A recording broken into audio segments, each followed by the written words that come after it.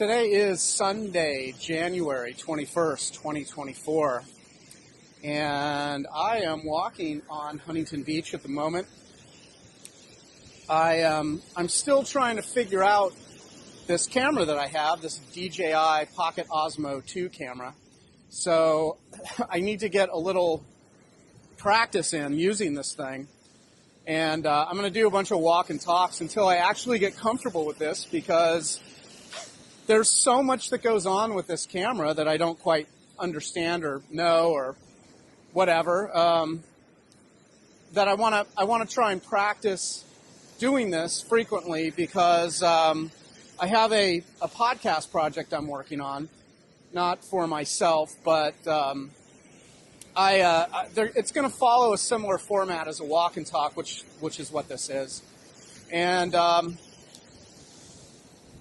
the few that I've done, I still feel pretty uncomfortable, just performance-wise and sort of quality-wise, and trying to operate this camera and do everything else is kind of tricky.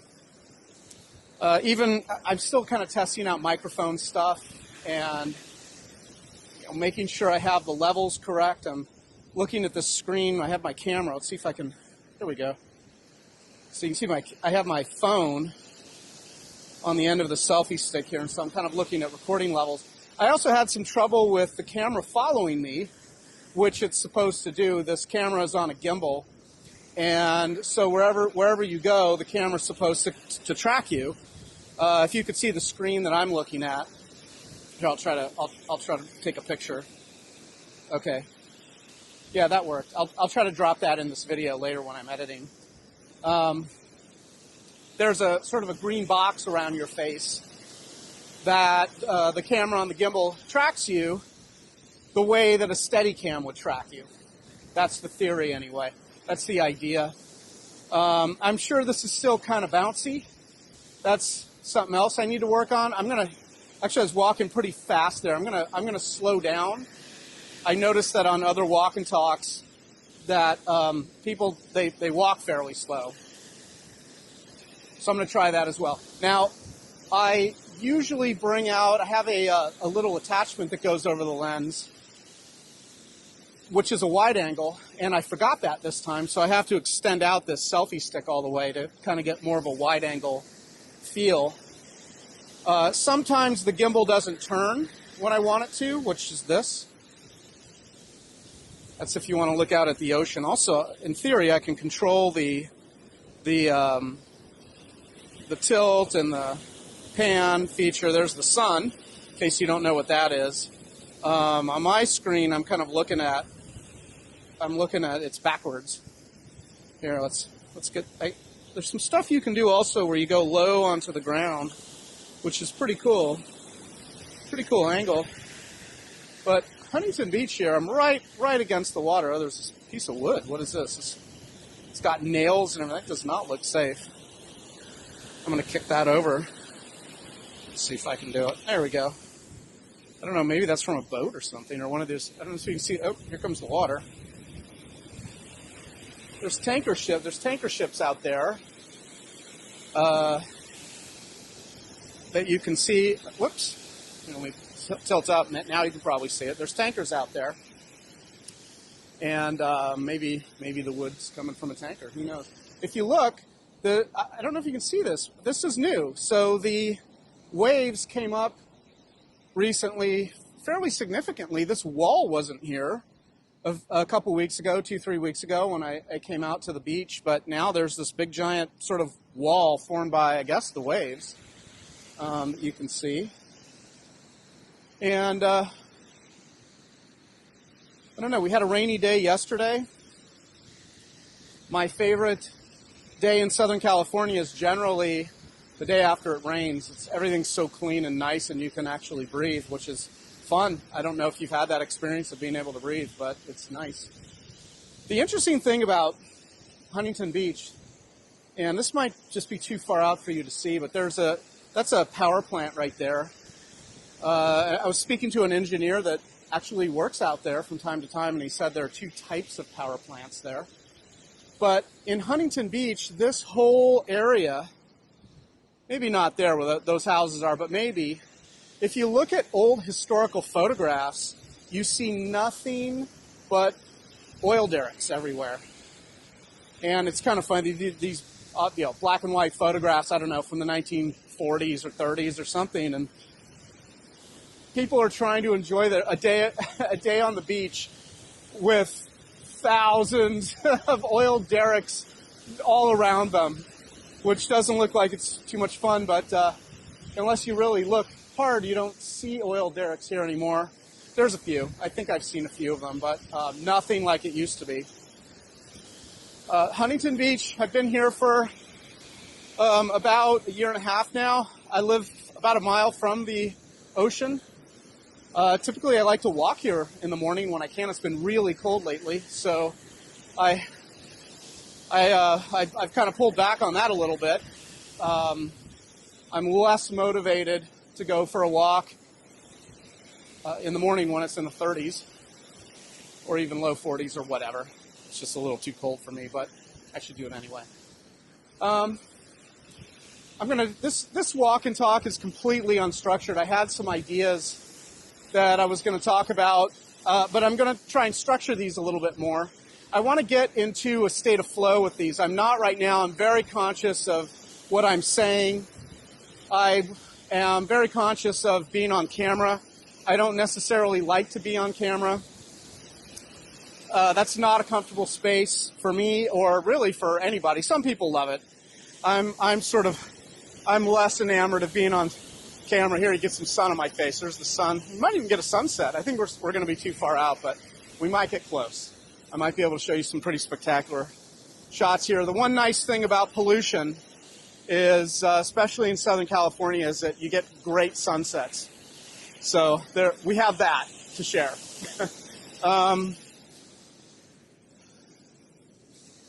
I want to at least try to provide some kind of value. And I may record these over and over and over again, so I might talk about the same things. But right now I have absolutely no outline for this. I had some thoughts and ideas of things that I wanted to talk about, and I'm going to try a couple of them. But I'm going to pretty much try and at least provide some level of value on these. I doubt anyone's watching these or cares, or here's the thing.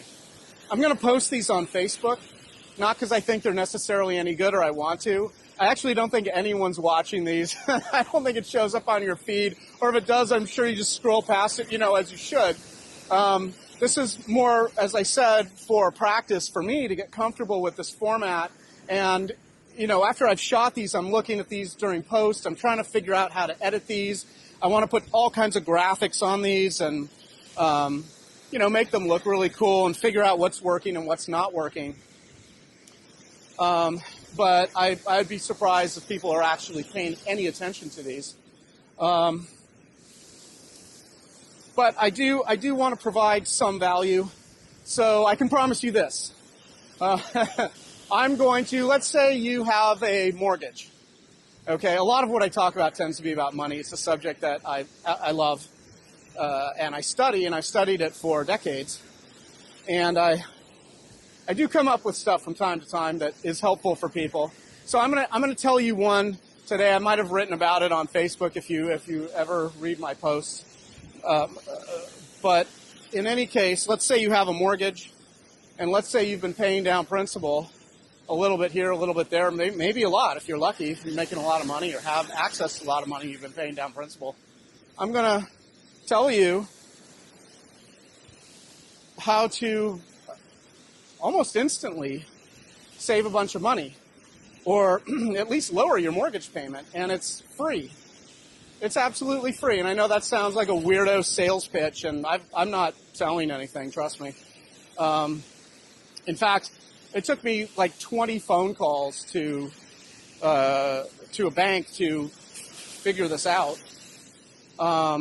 But if you fall into that category, and a lot of people don't fall into that category because no one can afford a house right now. The mortgage rates are super high, well, relatively. If you were around in the 70s or 80s, you know about the Volcker put, where mortgages were in the teens and interest rates got as high as 18%. That was to cool off inflation. That's called the Volcker put. If you study monetary history, which you should, you'll learn about the Volcker put. That's Paul Volcker, who was the federal chair, the way that Jerome Powell is right now, or, all those guys, whatever. Study central banks. It's a worthy pursuit. It's a worthy rabbit hole to go down. In any case, I'm gonna tell you about, so I'm trying to get this camera to follow me. I'm gonna tell you how to instantly, for free, if you have a mortgage, and you've been making extra principal payments, how to immediately, for free, lower your interest rate, lower your payments, and save yourself a lot of money. Because I know some of you are out there who are doing that, and I've talked to lots and lots of people, and for the most part, they don't know this little trick because banks don't want to tell it to you because they don't make any money on it because it's free, and it doesn't get a lot of publicity. So anyway, so I'm trying to figure out what this camera actually, what I can do with it, other than just point it at my face and walk around with it. I like this little gimbal feature where I can sort of show you where I'm going. There's a kind of a paraglider over there. There's I don't know if you can see that, but there's a lifeguard in a truck there. They patrol this beach pretty heavily, actually, and if you're walking around at nighttime, they kick everyone out of here by 10 o'clock. You got to be off this beach, man, and they really enforce that. They're pretty strict about that. I see them driving by. A lot of times you'll see people sort of out on the beach, and they have these trucks with these bright lights, those headers or whatever those things are called, those almost like spotlights. Oh, see, look, there's somebody on a paraglider out there. I don't know if that's it's got to be an actual person. Can you see that? This lens is fairly wide, so you may not be able to see that, but I'm walking towards the Huntington Beach Pier, which is also in the distance. I can see it with my eyes. You may not be able to see it on this lens, but I'm walking that direction. Now, I got to this beach on Brookhurst, and the Huntington Beach Pier is 4 miles away. So often what I'll do is I'll walk to the beach, and then I'll walk to the Huntington Beach Pier, and that's 4 miles, and then I turn around and I come back, and so that's a nice 8-mile walk, which is just great exercise. Another thing I need to kind of keep in mind is that I got to look at the camera. I have this tendency to not look at the camera, and I know when I'm not looking at the camera, it looks like I'm not looking at you. I'm busy looking around so I don't fall into a hole. That's one of the problems with doing a walk and talk on a gimbal camera with a selfie stick. But it severs the connection. So somehow I got to figure out how to keep looking at you like that and not fall into a hole. The other problem is that I tend to want to look at my phone, which is what I'm doing here, to make sure that everything looks okay. Once I get closer to this parachute thing, paraglider, whatever it is, I'll flip the camera around. But anyway, so I'm gonna provide you with a little bit of value in just a little bit, and I want to talk about the mortgage thing and the mortgage hack, as I like to call it. Greatest mortgage hack ever. It's sort of, if you read Dave Ramsey books, the best book is, I think it's called Extreme Money Makeover or something. That is a great book for personal finance. If you haven't read it, you really should get it. The audio book is arguably the better format. It's Dave Ramsey, almost off script talking, and if you don't want to read the book or you hate reading or whatever, the audiobook is a great place to start. That will be an audiobook you won't be able to turn off, and you'll get a lot of value out of it. But in that book and in his work, if you follow Financial Peace University or his work or listen to his podcast or whatever, he talks a lot about this thing called the debt snowball. He has a great program for paying off debt. If you're struggling with debt, there's something in the water. I think that's just seaweed. Look at all these birds. Can you see that? Look at all these guys. I think that seaweed scared them away. Something's going on here. Oh, there they go. Look at them. Take off. Taking off. There they go. That is so cool. Anyway, so Dave Ramsey will talk about a debt snow, paying off the debt snow. He calls it a debt snowball, paying off debt program, which is probably one of the best ones out there. That and the John Commuta debt program. If you are looking for one, those are two really great ones. They're very similar, very, very similar. But the mortgage hack that I found is kind of based on the Dave Ramsey book, or that debt snowball idea. Looks like the parachute isn't aloft any longer. So I bought this camera about a year ago. What is it, January? No, a little less than a year ago. So I bought this in last February, March, probably around March I got the gimbal camera. See, this is the other thing. I'm tilting the camera, but the gimbal sort of stays level, or it should. I'm trying to tilt it in an extreme way.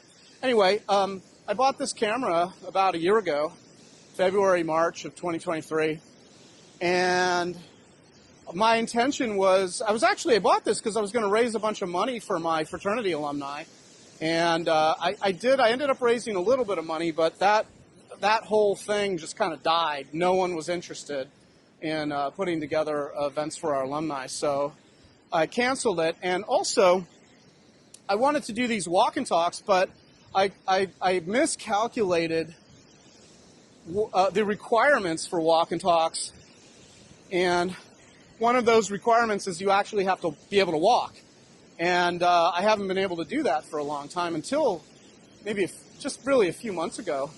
Back in 2019 on Thanksgiving Day, I went to the gym, got on a Stairmaster, and I fell off of it. The person who had been using it before me profusely sweated all over it and didn't wipe it down. And when I stepped up on the equipment, I slipped and I fell backwards and landed on my foot that's already injured from a car accident I had when I was 7 years old. I got hit by a car, and I have a scar on my foot, which I actually do want to talk about a little bit. But it turns out, if you've hurt your foot, it takes, well, so I've heard, someone has told me, and so far that seems to be fairly true. Oh, there's the paraglider. Okay, I'm going to flip it around if it goes back up. Maybe they're trying to jump up in the air? I don't know what's going on over there. So if you hurt your foot badly, like I did, and I have a picture of it 15 minutes after I fell, and it's swollen and terrible, and there's a big scar on my foot. I'm going to flip this around. You see that? Yeah, you should be able to see it. It's in the middle of the screen there. Oh, that is a person. Unless it's a fake person.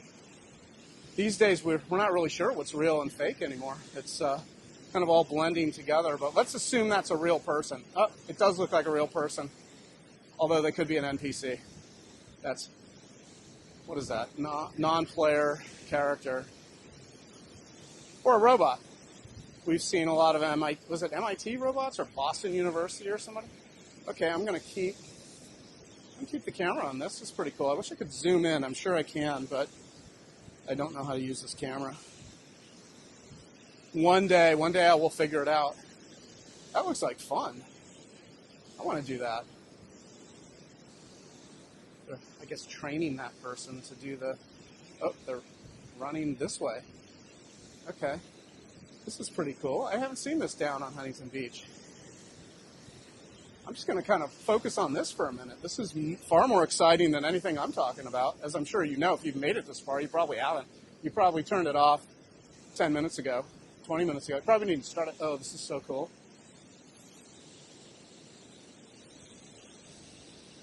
I got to... Whoa, there we go. Try to follow this.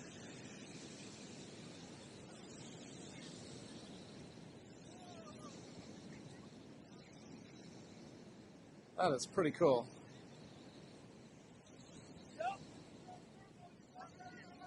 Uh-oh, she's coming this way.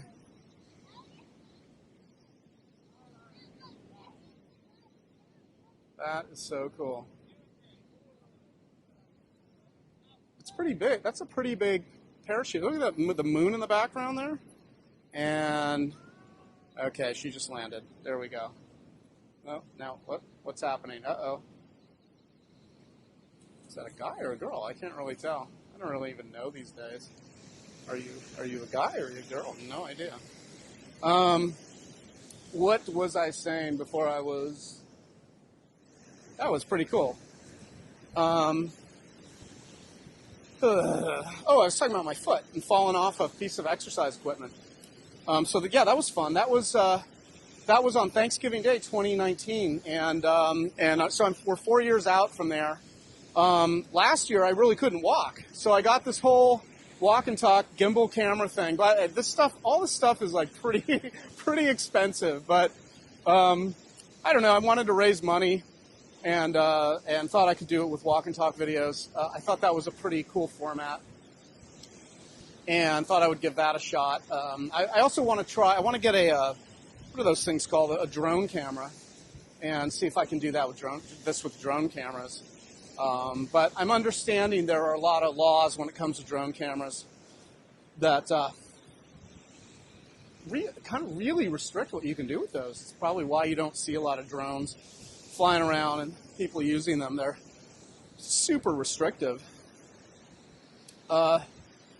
Here's the power plant. I'm going to flip this around.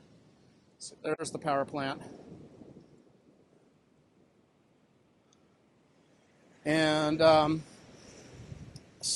don't know what I can do with the drone. I may put that plan on hold until I can do a little bit more study and figure out what I can and cannot do with them. Anyway, so I couldn't walk. My foot has been injured. It takes about, if you hurt your foot really badly, as I did, and if I showed you that picture, I'm telling you would cry. I'm not putting it on this video because it'll make me cry. And I went through that. So it's been 4 years, over 4 years, and it feels like it's a lot better. I can walk, 8 miles, 10 miles or whatever. I could barely walk from my car park to my apartment. That was a struggle for a long time. And it was also exhausting to have an injured foot like that. One of the reasons it took so long is because when I was 7, I got hit by a car and had 2 skin graft operations on it. And so it's just, whenever I've hurt my foot, it'll take a long time to heal. It just takes a long time to heal. So one problem with the selfie stick is that it's hard to kind of carry this. Your arm gets sort of tired carrying this thing. There's a little bit of weight that you got to deal with on this, although it's pretty light.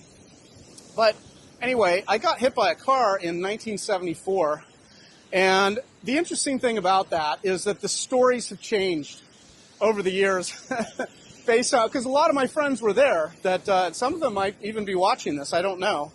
But they were there when that happened, that whole event, and I had always gotten conflicting stories. I asked my friends when I was still a little kid what happened. I don't remember, to this day, I don't remember anything about it. I have no memory of that incident. And I was on Belvedere and Grattan Street in San Francisco in the Haight-Ashbury, the upper Haight-Ashbury, or now they call it Coal Valley. I don't remember it being called Coal Valley, but apparently, anyway, it doesn't really matter. That whole area is District 5, and that was always kind of considered the Haight-Ashbury. But we were playing hide and seek or ball tag or something like that, and I ran out into the street and got hit by a car. And I have so many different versions of the story, but I think I have it fairly narrowed down now, but everyone remembered it differently. My mom told me all kinds of stories.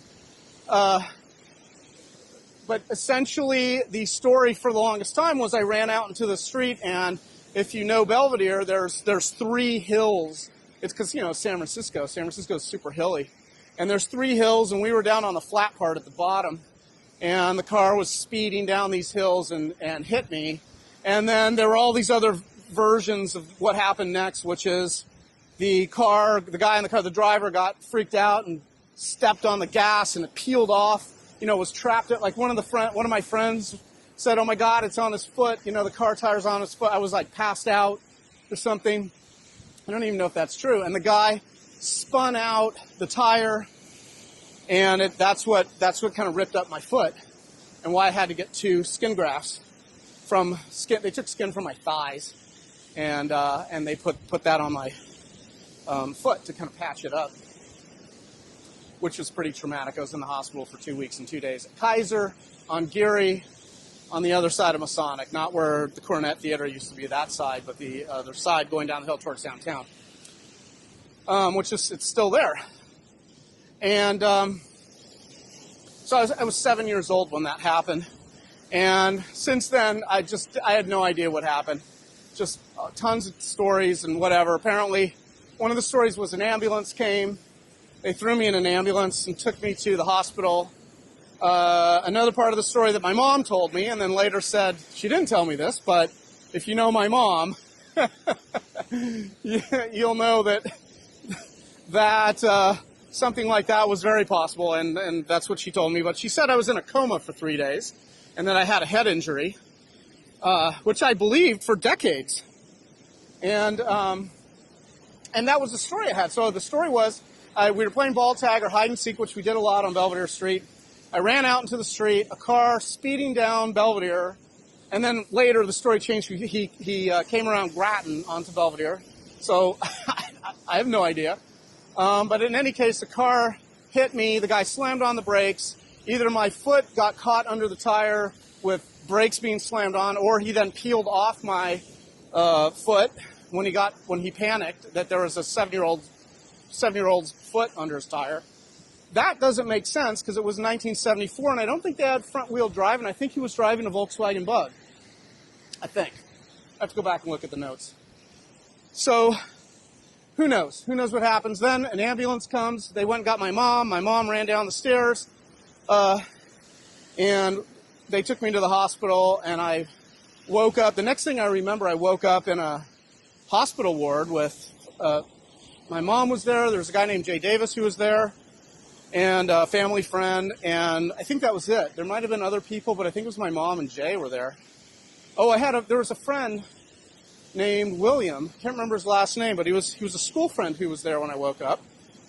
And then he left after that.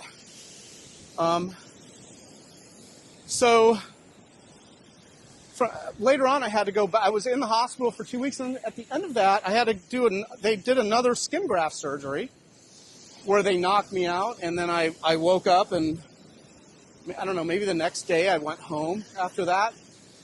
But I've been dealing with this foot issue my whole life. There was a lawsuit that my dad decided to engage the services of an attorney, and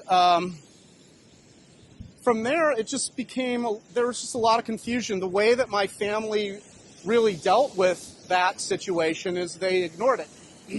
And they really didn't want to talk about it again. Although I did. I sure wanted to talk about it. I was kind of fascinated by these skin grafts and this gnarly scar I had on my foot. And I was having all these problems with my foot. And, I'd get like infections in it or whatever, and I'd be on crutches. If you were with me in school at San Francisco Community School, yeah, I think that's when the problems started happening. So that was 1978, 1979. You might have remembered, if you do remember, that I was on crutches a couple of times, and that was from my foot getting infected. And I couldn't walk. I just suddenly, struck me like a lightning bolt. I couldn't walk. And years and years and years later, I have a little bit more of a clear picture of what happened. And I recently meaning the last couple of years, I got a hold of the court documents that my dad had, but because no one in my family wanted to talk about my car accident, at all, they just decided to forget all about it.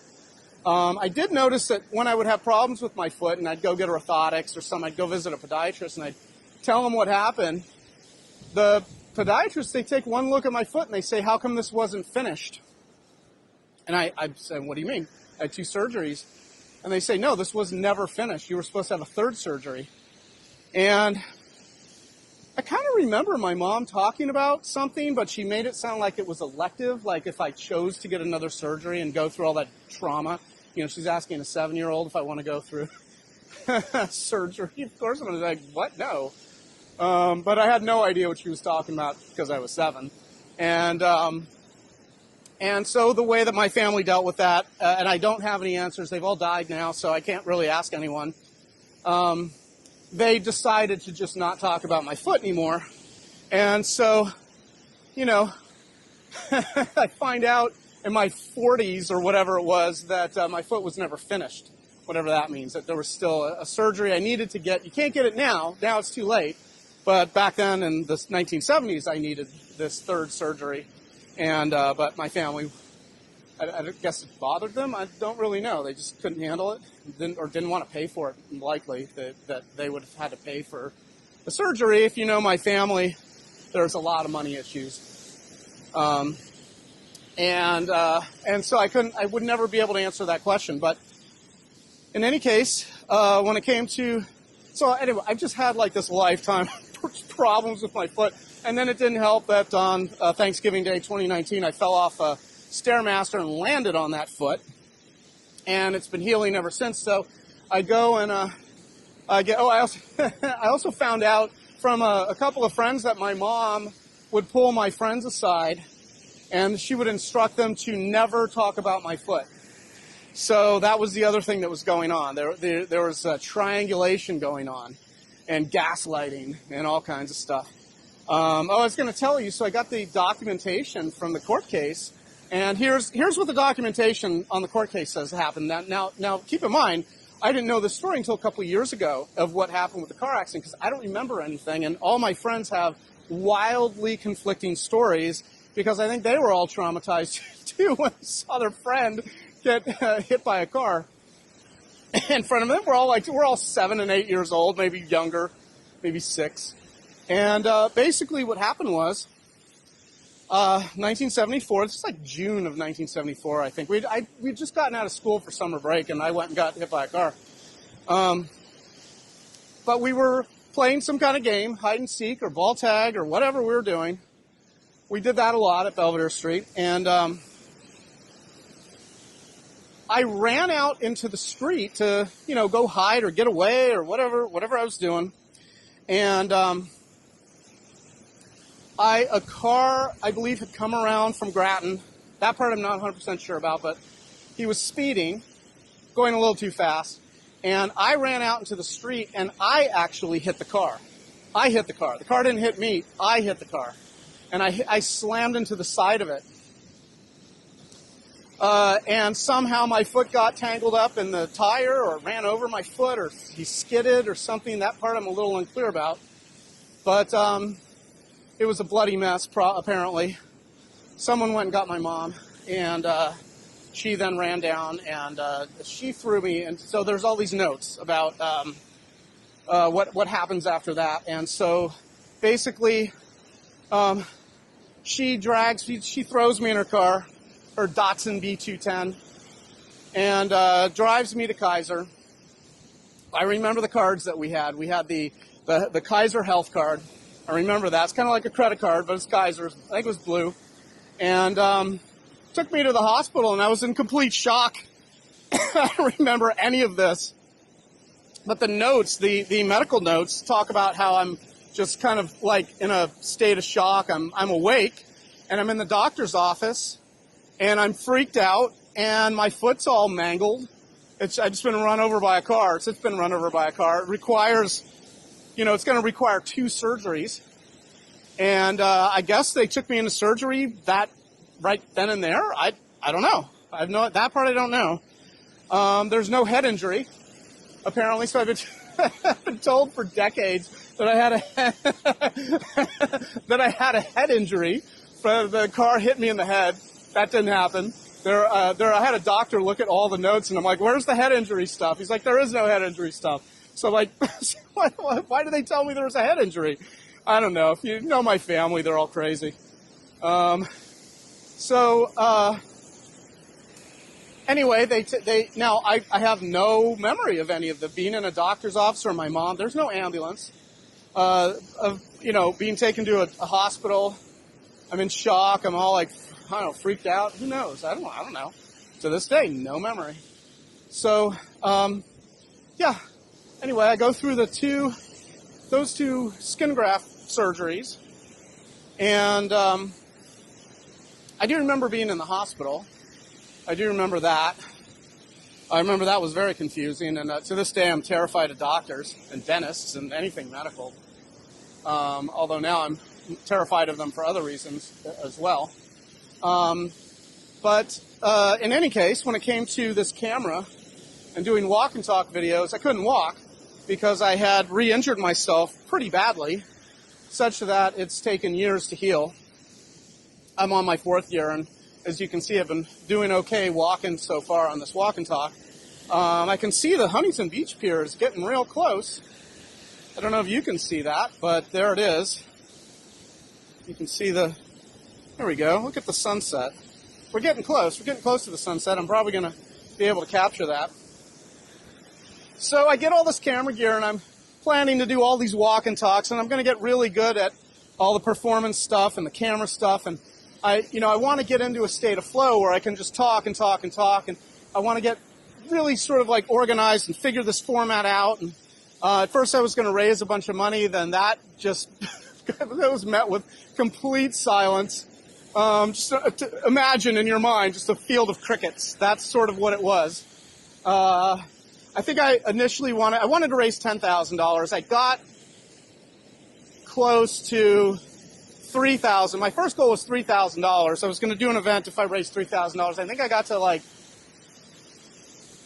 23 or $2,400, something like that. It's pretty close, but no one was interested in doing alumni events for this fraternity. So I said, okay, enough. But I also couldn't walk, so that wasn't going to help. But I also just, it's been almost a year, and I've done none of these walk and talk videos. And now I'm working on a podcast project, not a personal podcast. I might do a podcast at another time, but I'm going to be doing walk and talk videos such as this one. So there's a lot of stuff I need to figure out, and I need to, especially performance. I need to get into a state of flow. I need to figure out how to organize them, which for this other podcast project, I'm actually doing a pretty good job with that part. I'm learning a lot right now. But in any case, I need to do a bunch of these right now, and I'm going to post all these, and here's the reason why. Here's why. And I'm going to tell you this, and then I'm going to get into. We're 38 minutes on this. So I might cut this down a little bit, but and then I'll tell you the whole mortgage thing. And I'm telling you, that's if you have a mortgage and you've been paying principal and you don't know this, excuse me, this is going to surprise you, as it generally does most people. It'll confuse you, but and there's nothing illegal about it, by the way. And I make nothing, so I'm giving it to you. I'm giving you free money. I'm gonna give you a lot more money in your pocket in a minute. So what was I gonna say? Let's see, my foot and doing these things, and see, this is why I got to be organized with these, because I'll just go off on tangents. I do want to get. Oh, I know why. So I'm going to post these, because here's the thing. Do this. Do this as an exercise. I might have mentioned this before, but nobody listens to me anyway, and I'm sure you're not even watching this. See, I can be as extemporaneous as I want to be. You're not watching these. Oh, the sunset's amazing. Whoa. Yeah. Look at that. That's so beautiful. The ocean and the sun and the tankers are out there, and it's just such a cool area. I'm glad they don't have all those oil derricks here any longer. So here's the thing.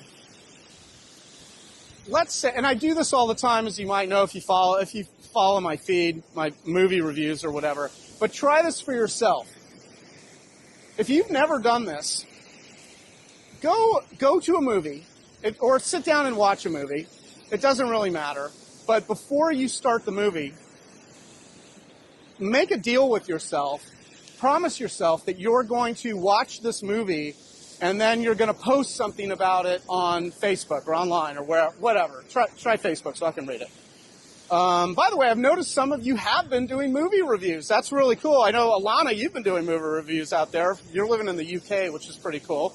And I've seen other people do them, and you should do movie reviews, mostly because they suck, most of them. Because Hollywood is evil and it's melting down, and it's all the movies are stupid. So make a deal with yourself that you're going to watch a movie, and when the movie's over, you're going to sit down and say something about it on Facebook. Okay, so you're gonna put yourself out there. You're going to put your neck on the line. Look at the water here. Let's see.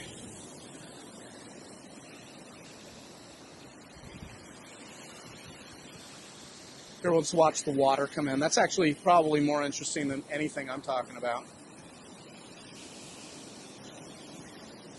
Oh, well, now it's really far out there. All right, so make a deal with yourself. You're going to watch a movie, and you're going to say something about it on Facebook, let's say. If you're my age, you're going to do it on Facebook. If you're younger, you're going to do it on that other one, which I'm never on and I don't care about. I also don't really care about Facebook anymore either. But I go on there from time to time and see what happens. You're going to watch that movie in a way that you've never watched a movie before. It's a totally different experience. So if you're going to go and watch a movie and know that you don't care, you have nothing invested in it, you're not going to say anything, you're not going to form an opinion, or maybe you are, but you tell your friends or your family or something, you just kind of, talk about it a little afterwards. But it's different if you say to yourself first, I'm going to watch a movie and then say something about it and post about it on Facebook afterwards. That's a totally different movie watching experience. You've never watched a movie that actively before. Watch how much energy you put into watching that movie and look at how different it is, how much more you see in the movie because you're busy scrutinizing every last part of it, because you know in your mind, because you've told yourself you're going to do this, that you're going to write about it and post it, and you're going to publish that on Facebook, so to speak, like a post, and other people are going to read about it. So watch what happens. Watch the commitment that you make and how actively you watch that movie as opposed to passively. It's sort of the same thing for me on these walk and talks. If I know I'm going to do a walk and talk and I'm going to post it, good or bad, if it's terrible or I'm just saying stupid stuff or like I'm just embarrassed or I don't like my performance, or I don't like the way I look, I have to lose this weight from not working out for the last 4 years because I injured my damn foot, then it's completely different. I'm putting it on the line. I don't like to be on camera really necessarily. I'll do it. There's part of me that likes it, but for the most part, I'm not a fan.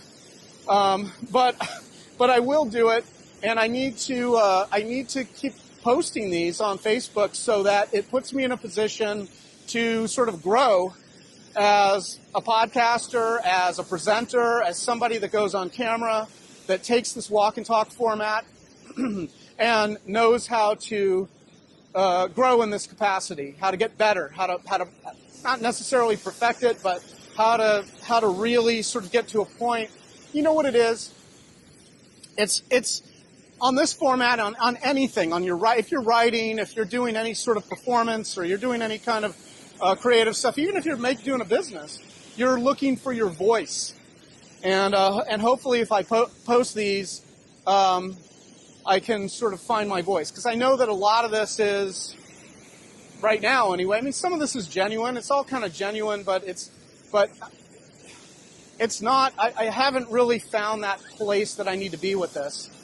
And I haven't really found my voice. There's this saying, I don't even know where the saying came from. It could have come from, like the Julia Cameron book that she wrote. I can't think of the title right now. Something about, I don't know, The Artist's Way. That's it. It's The Artist's Way.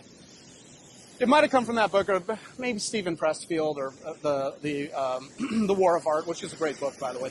I always say that's the best book about writing, and it has nothing to do whatsoever about writing. I mean, a little, but it's great. You'll read it in one sitting. It's if you're doing anything artistic, just drop what you're doing and read that Stephen Pressfield book. But somewhere along the line, there's a story, and it says that the master painters, sort of like the Van Goghs, although he died, he's a bad example, the Renoirs maybe, or the Rodins, he's a sculptor. Let's say Leonardo da Vinci.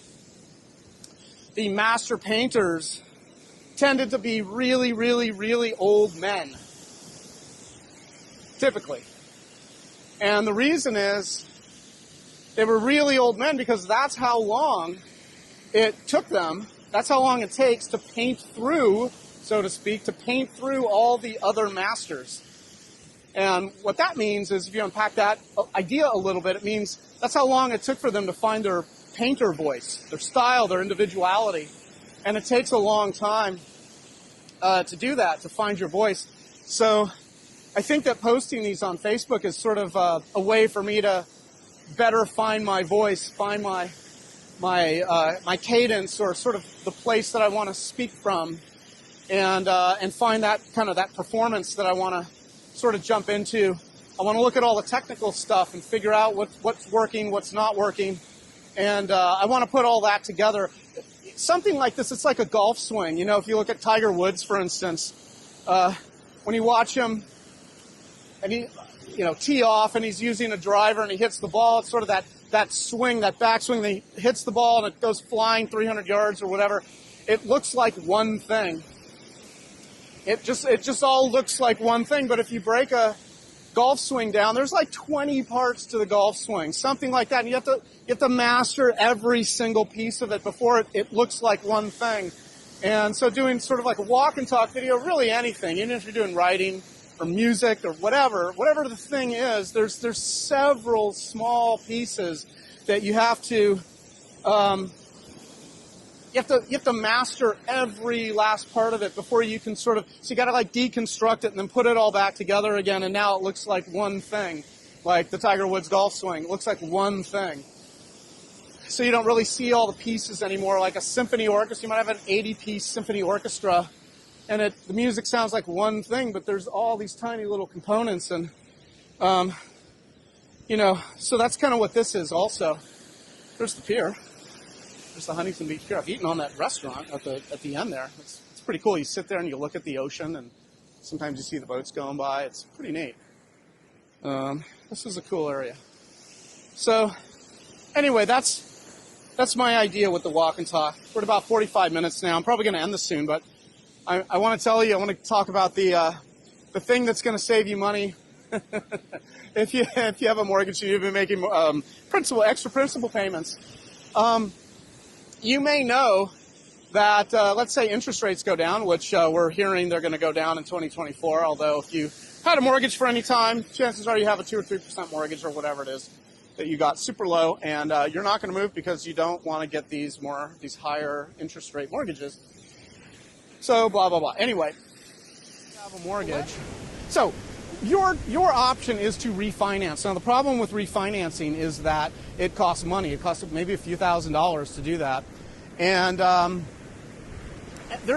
so in theory, let's say you're going to refinance, you're going to maybe take some money out, or the goal generally is to lower your payments. So you'll actually a lot of times end up restarting the clock. Let's say you have a 30-year fixed mortgage and you've been paying on it for 10 years and you refinance. Well, now unless you've specified maybe a 15-year mortgage or whatever, you have to restart that clock again. So you're back at 30 years, you have a lower payment in general because you've paid down that mortgage.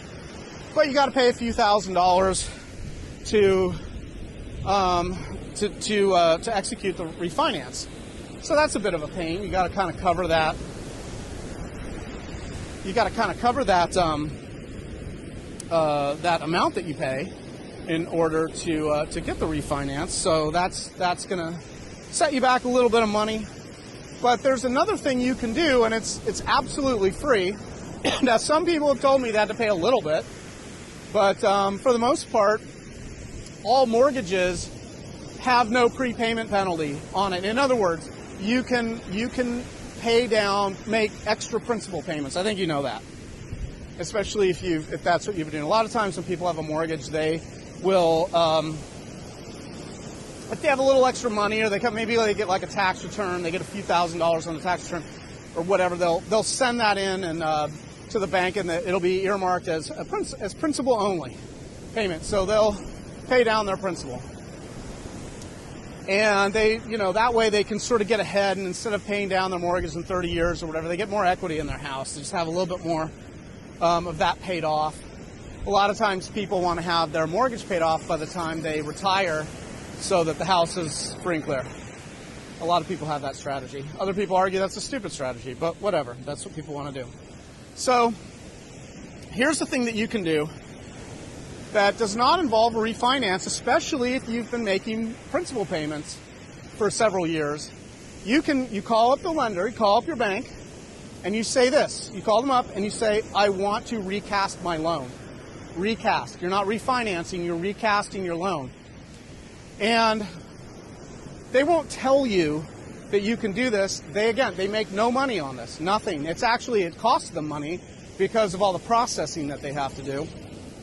But let's say you've paid down significant principal and you're still making the same mortgage payments that's amortized on the 30-year mortgage payment table, but you've been paying all this extra principal. So call up your mortgage lender right now. If you've been doing that, call them. Today's Sunday, call them Monday, tomorrow, and tell them, I want to recast my loan.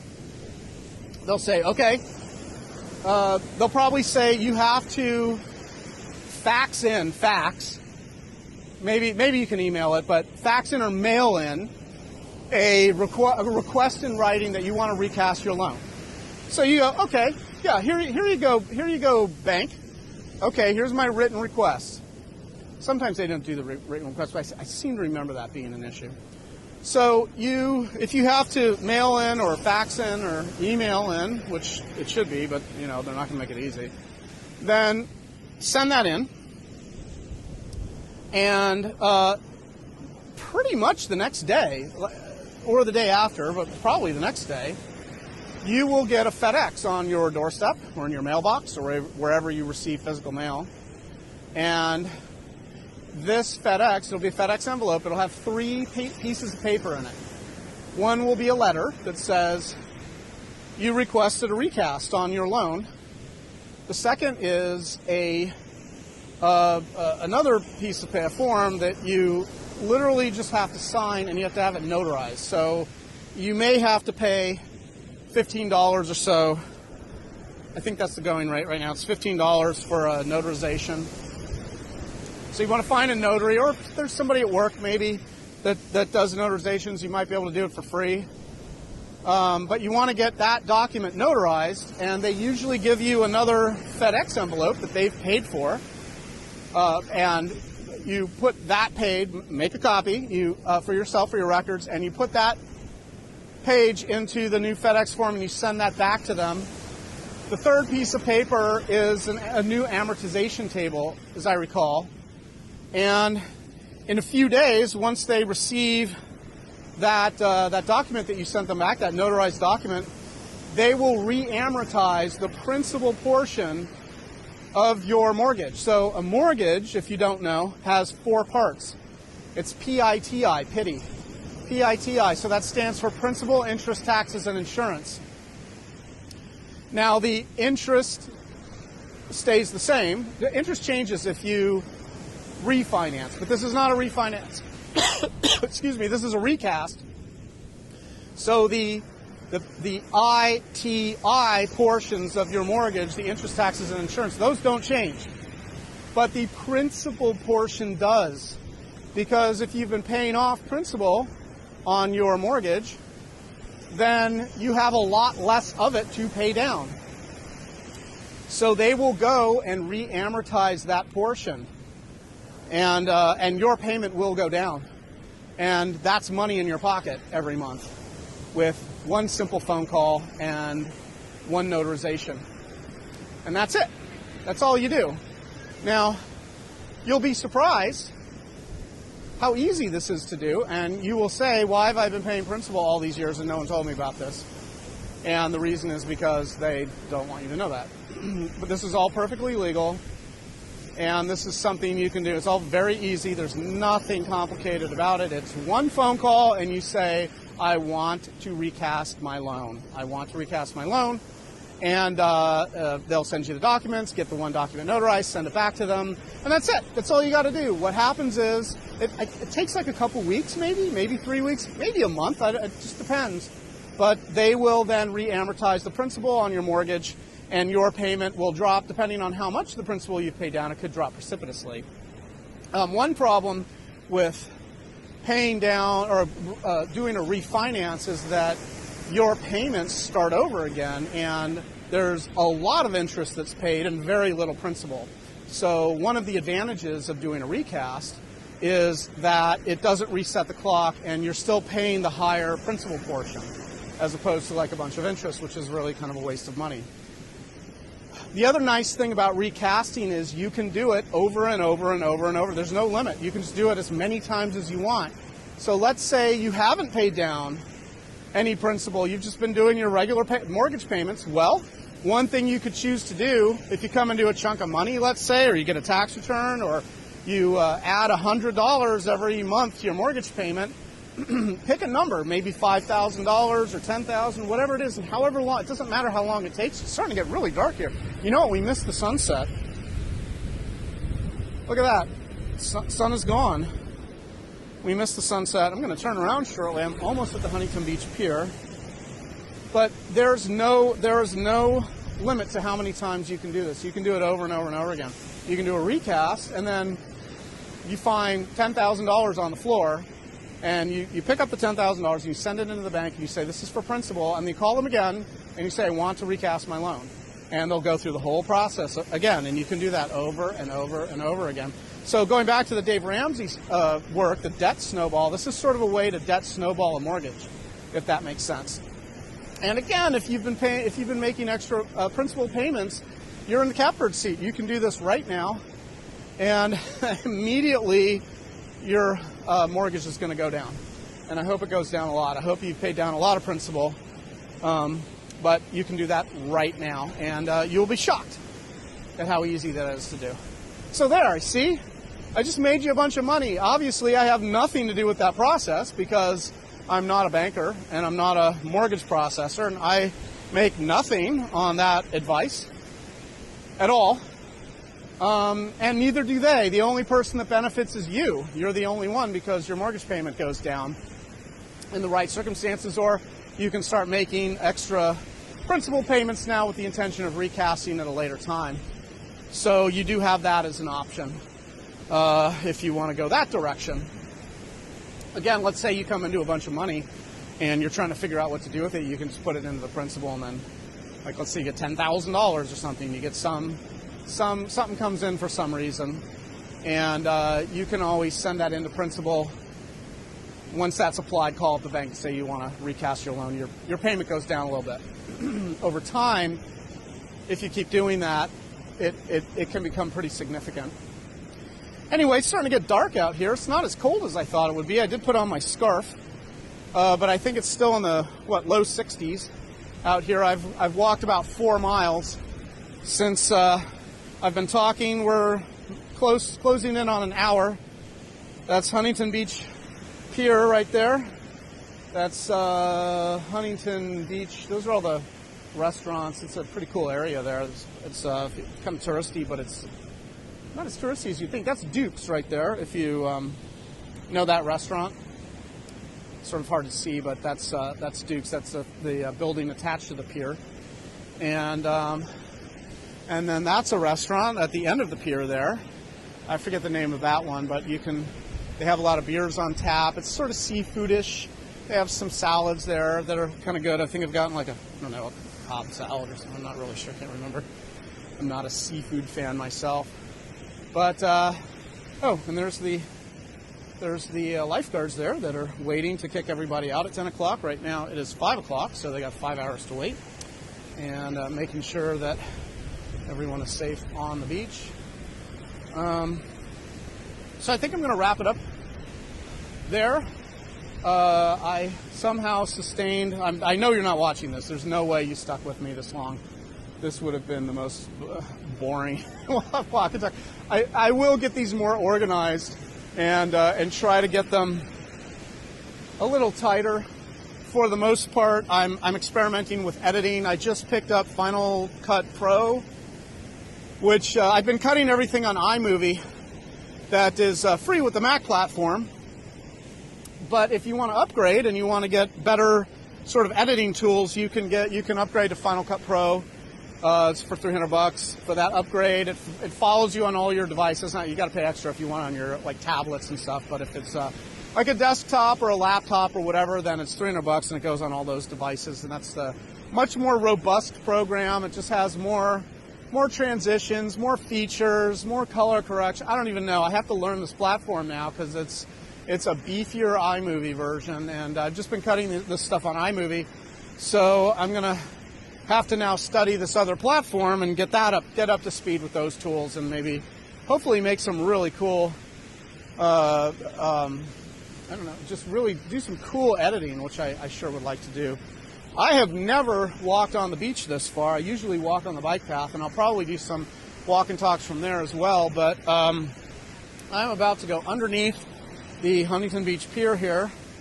I'm going to be walking home in the dark, I can tell. I've got, at this point, at the pier point here, I have 4 miles to walk back. I'm going to be listening to, I just finished a really good book by Jen Sincero, is how you say her name. And she's the, see, I want this to follow me, but it doesn't. Here, let's try this again. Okay. I don't know, it's not recognizing me. There it goes, okay. Jen Sincero is how she says her name. There's no H in there, it's an Italian name. And the book, she writes the Badass book. So there's a book that she wrote called You Are a Badass, which I recommend. It was good.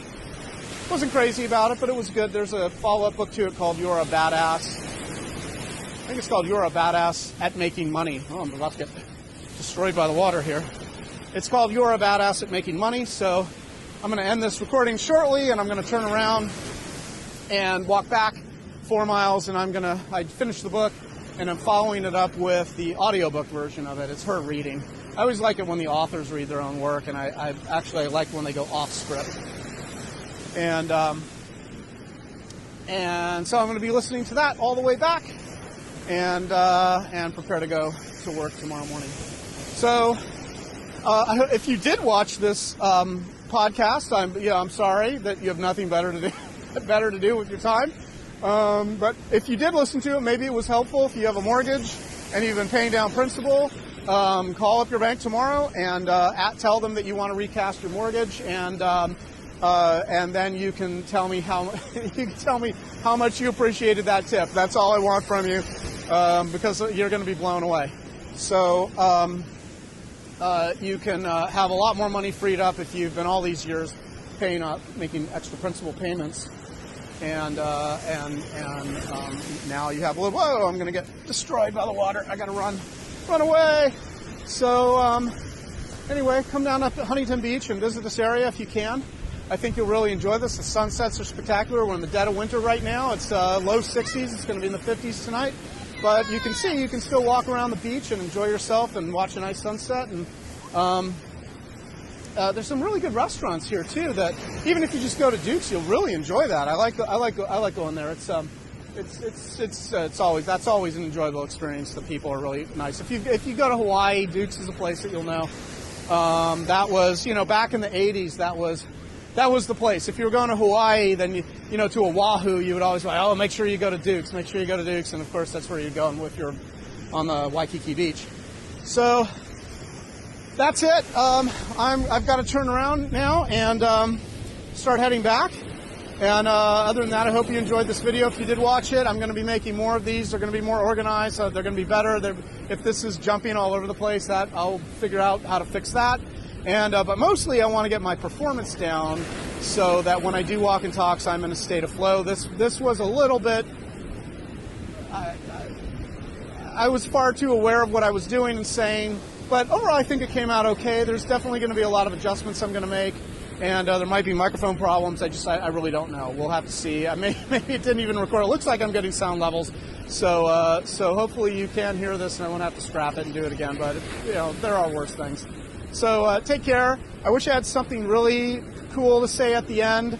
I do have a catchphrase I like to say. I'll talk about it on the next podcast if I can remember to do it. But sort of words that I like to live by that will make absolutely no sense, but I'll say them anyway because I want to incorporate it in my personal videos, maybe in the podcast that I'm working on. I'm not really 100% sure, but the idea is that life is an adventure, and whenever you get a chance, always take the adventure. Always go on the adventure. Don't sit at home watching TV, sitting on your iPad or your phone or whatever device you have.